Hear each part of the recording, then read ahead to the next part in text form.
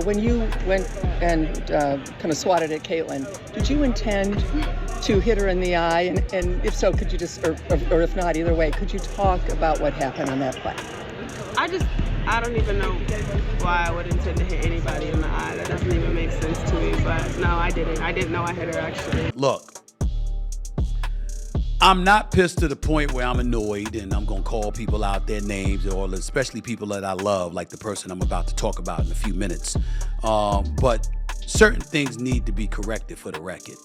She struggled with physical defense she's faced at the professional level and voiced frustration with the league's officiating, recently telling reporters, quote, "I feel like I'm getting hammered and everybody is physical with me, and opponents get away with things that other people don't get away with." That's what Caitlin Clark said. Caitlin Clark was assaulted yesterday in her very first playoff game in the WNBA. Yes, you heard that right. Dijonai Carrington didn't just foul Caitlin Clark. She crossed a line no one expected. This wasn't just a dirty play, it was a deliberate, brutal assault that has the entire WNBA in an uproar. But damn it, in the first 2 minutes of this game, this Dijonai Carrington stabbed Caitlin Clark with her fingernails right in the eye. There was no foul call. There was no real discussion of it on the ESPN broadcast. ESPN wrote a story after the game that did not mention that the biggest star in the history of the WNBA, the first woman to ever be the biggest star in American sports, was assaulted 2 minutes into the game on a dirty play with one of these women with these long fake fingernails that stabbed her in the eye. Fans are furious, analysts are calling it out, and experts, they're disgusted. We're diving deep into what really happened, why it's so much worse than you think, and what this means for the future of women's basketball. And the point is, this girl right here is a box office attraction. And because of her box office attraction, it's generating more eyeballs to the WNBA product, therefore more revenue for the WNBA product. Don't you think y'all are going to benefit from that too? Look at the big picture. If you thought the eye poke was bad, trust me, the fallout is far more shocking. Stick around because this is about to get intense. Picture this. It's the first 2 minutes of a pivotal playoff game, tension thick in the air, and then bam! Carrington's fingers land right in Clark's eye, leaving her writhing in pain. No foul was called, no stoppage of play, and yes, you heard that correctly, no foul call. And there's no problem here? It's not worthy of discussion? I read this ESPN story talk. Alyssa Thomas had a triple-double and so-and-so scored X number of points and the Connecticut Sun knock off the Fever. And I'm reading the story, I'm like, where's the mention of the fact that the Michael Jordan of the WNBA was assaulted, has a black eye during the second half of the game because Dijonai Carrington stabbed her with her fingernails in the eye. But here's the kicker. This wasn't some random accident. There's a history between these two players. And let's just say, it's not all friendly competition. And Dijonai has a history with Caitlin Clark. Like many of these girls in the WNBA, but she's at the top of the list along with Kennedy Carter in Chicago and Angel Reese. Those three. But here's earlier in the season, Dijonai Carrington mocking Caitlin Clark on the court, played a very physical game with her back then too. And look, does Caitlin Clark do some histrionics, some flopping? Carrington has been known for playing rough, especially when it comes to Clark, and this wasn't the first time things got heated between them. So was it really just an accident? Or was there something more behind this brutal move? It's important that we point this out. One of the things that I brought up this morning in talking about Caitlin Clark is that some of the players, you want to use the word jealousy, fine. You want to use the word envy, fine. You want to use the word resentment. We want to play with words. That's cool. It's something. And I think that some of the ladies, not all, but some of the ladies in the WNBA are missing the point. As the WNBA tries to wrap its head around the fallout, fans are demanding answers. The league has never faced an incident quite like this, and the implications go far beyond just one player and one game.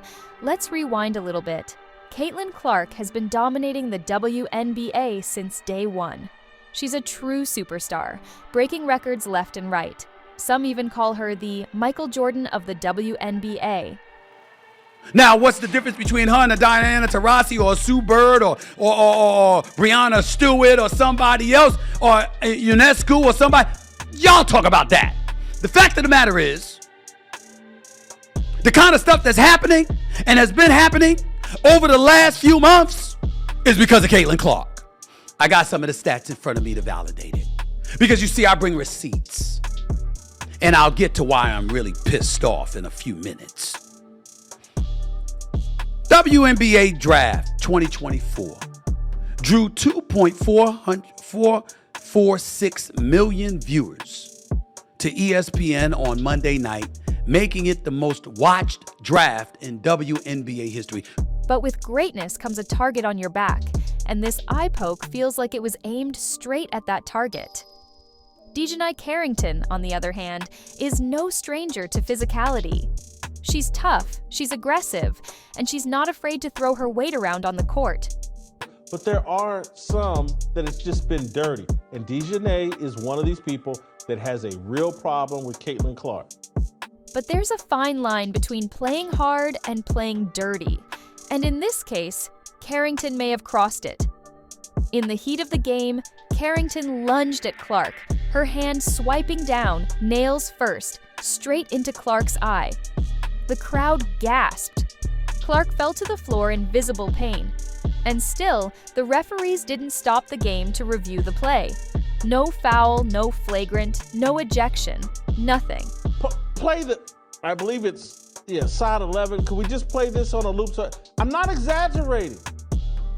Caitlin Clark's trying to pass the ball in the first 2 minutes of the game, and this woman swats at the basketball and somehow decides to turn her hand down and her fingernails and jab them right into the eye of Caitlin Clark. No foul call. No refs stopping the game to go look. Is this a flagrant? None of that. Just everybody moved on. Your biggest star, your meal ticket, the reason why you have relevancy, just got stabbed and assaulted and nothing. As someone who's followed the WNBA for years, I can't remember a moment quite like this. The lack of action from the refs is shocking. We're talking about the league's biggest star getting taken out in the first 2 minutes of a playoff game, and everyone's just supposed to act like nothing happened? But here's where it gets really messy. Some are whispering that this incident goes deeper than just a rough play. Could jealousy have fueled Carrington's actions? It's important that we point this out. One of the things that I brought up this morning in talking about Caitlin Clark is that some of the players, you want to use the word jealousy, fine. You want to use the word envy, fine. You want to use the word resentment. We want to play with words. That's cool. It's something. And I think that some of the ladies, not all, but some of the ladies in the WNBA are missing the point. And maybe that's the real issue here. Before we continue with the video and my further explanation about this huge controversy, I want to ask for your help. I'm trying to reach 1,000 subs by the end of the year, so I'd really appreciate it if you would subscribe and help me out. Okay, let's continue. This incident isn't just about one dirty play. It's about what it represents for the future of the WNBA. The league is at a crossroads, and how they handle this moment could set the tone for years to come. Fans are furious, calling for Carrington to be suspended, while others are questioning why the referees didn't take immediate action. Pretty animated and got a technical foul early in the game, and Caitlin mentioned in her first answer about the refs, so is that something you can talk about? Yeah, I just feel like there's some body contact, there's some, sometimes these guys are coming off screens and movements where they're just getting bodied a lot. I thought that was happening early. I thought AB was getting, not getting some calls down low that she probably should have. But at the end of the day, It's not about the officiating tonight, for sure. I mean, we've got to be better defensively. Social media is exploding, with everyone from players to analysts chiming in on what should happen next. And it's not just about this one game. Caitlin Clark's performance has taken a hit since that eye poke.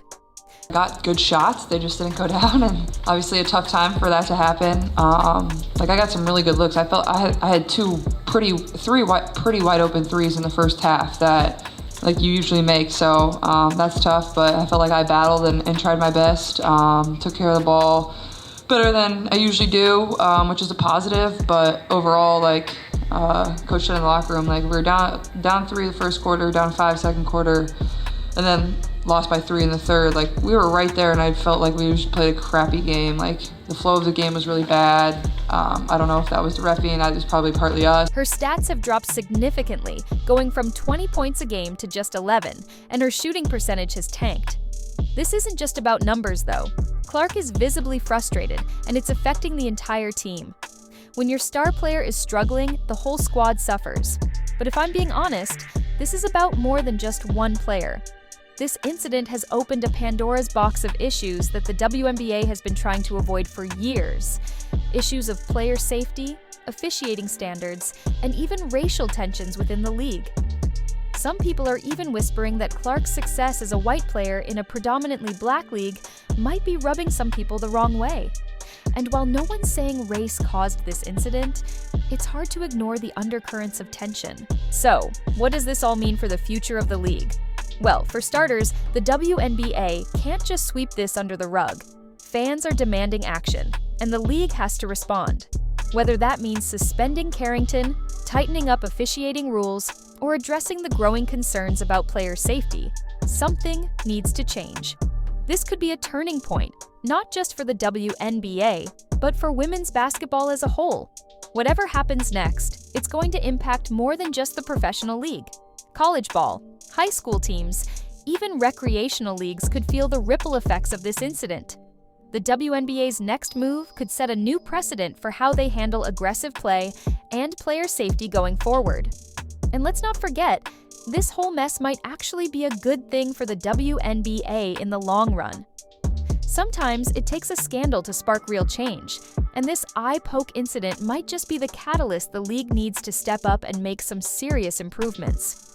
We could be looking at a whole new era of women's basketball, one where players feel safer, fans feel heard, and the game itself reaches new heights. So, what do you think? Was this just a freak accident, or was Carrington's assault on Clark intentional? Either way, the WNBA can't afford to sit on the sidelines any longer. The whole basketball world is watching, and what they do next could change the game forever. Thanks for watching, and if you haven't already, make sure to subscribe. I'll be keeping you updated on this situation as it unfolds, and trust me, you won't want to miss what happens next.